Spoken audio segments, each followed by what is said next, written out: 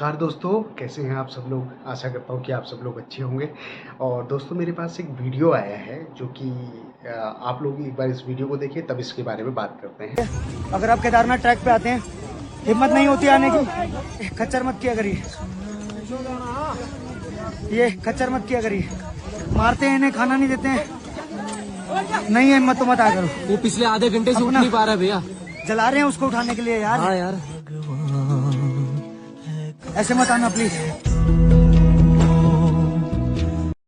दोस्तों मेरा निवेदन सिर्फ आप लोगों से ये है कि जो लोग समर्थ हैं, जो लोग चलने में समर्थ हैं, वो लोग चलकर ही जाएं। बेसिकली वही अच्छा एक रास्ता है।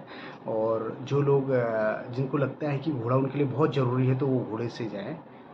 और ज़्यादा लोग कोशिश करें कि लोग चल के जाएं। देखिए, जीवों पे दया करना, अगर आप जीवों को किसी को सता कर, किसी को कष्ट देकर अगर मंदिर तक जाएंगे, तो ये चीज़ भगवान को बिल्कुल अच्छी नहीं लगने वाली।